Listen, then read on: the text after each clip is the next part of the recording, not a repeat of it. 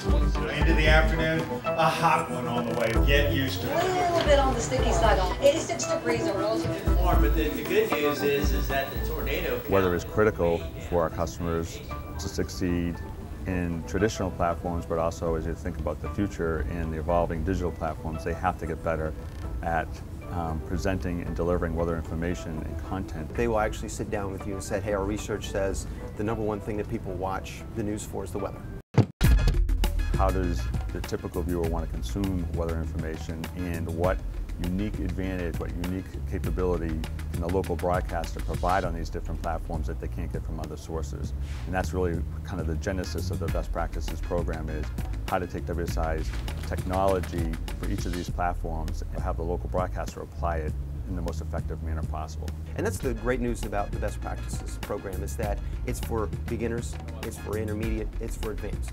It doesn't matter how little or how much you know about the system, we can still teach you something. See a very pleasant day in Boston. We've done viewer research, we've done research on-air presentations. 5 miles west of Wilmington. And also what types of visualizations are most effective in engaging the viewer and also presenting the viewer with the information that they are looking for.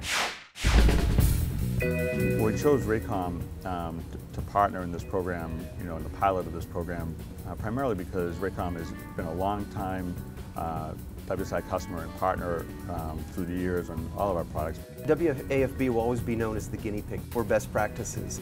It could not have gone better. The top, we hit 90 again today. The reluctance was there to some degree, but I'm always ready for somebody to say, this might be better for you to try. And what I'm finding with WSI is 8 out of 10, 9 out of 10 times, the suggestion really is an improvement. And in some cases, it's a market improvement. What Scott and Pete did when they came in here, literally that day, we saw improvement. First off, all 4 meteorologists, 4 completely different personality types. I'm on the air with a weather forecast, a broadcast, every 10 minutes. Kids, you're open.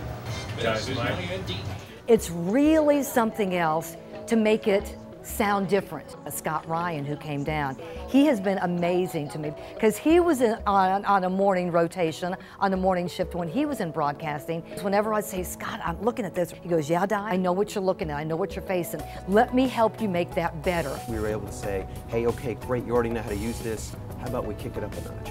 And show you how to use this, this, and this. Instantly, all 4 of us had the opportunity to see, oh yeah, of course. Where they already thought, oh, we're maybe in some aspects, oh, we already know how to use that. It's like, oh, but do you know how to use this? And sometimes it really is kind of those of course moments. Oh, we could do, I never even thought about doing that. When there's people that are super users that are really good at what they do, and they're watching you, that it's a new challenge for you. It's almost like 2 really talented athletes going up against each other. They can drive each other's level up. When we looked at it, we couldn't just look at the on-air presentation. We had to look at all the platforms, mobile, web, and now social. We do training on our social media features, but we also share some statistics on social media.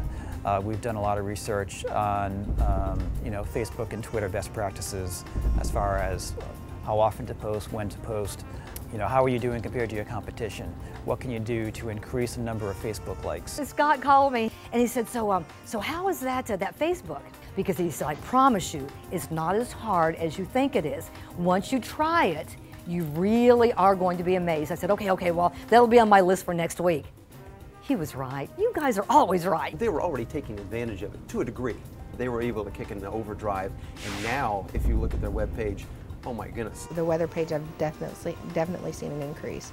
That is by far our newest page to our group, and it's the number of fans on that page, it's just astounding. In the last month, we've gone from like a 4% referral from Facebook to like a 9% referral on Facebook. In social media, speed is everything.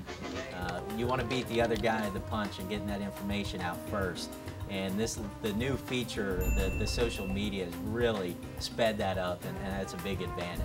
On Twitter, I've had a couple of people say, you guys are so reliable with getting the information out during big weather events. That's become one of my go-to sources, is following you on Twitter to get the latest updates. think the advice and the best practices was very good advice. We weren't left on our own. Once y'all came in and did everything that you did for us and did some training, it wasn't like, so long, goodbye, good luck. The possibilities with these features, they're endless, you know, and that you've almost got to manage how do you juggle everything and make sure you're keeping the level up.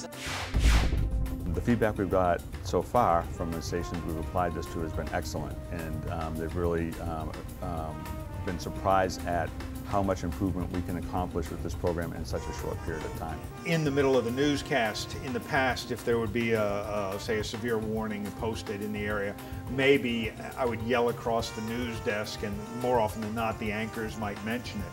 Now, in seconds, literally, I can be at the wall, the anchors take a 30-second break, and we announce a severe thunderstorm warning for West Baton Rouge Parish. It's on, it's done, we're out of the way, we're back to the newscast. Could never have done that before.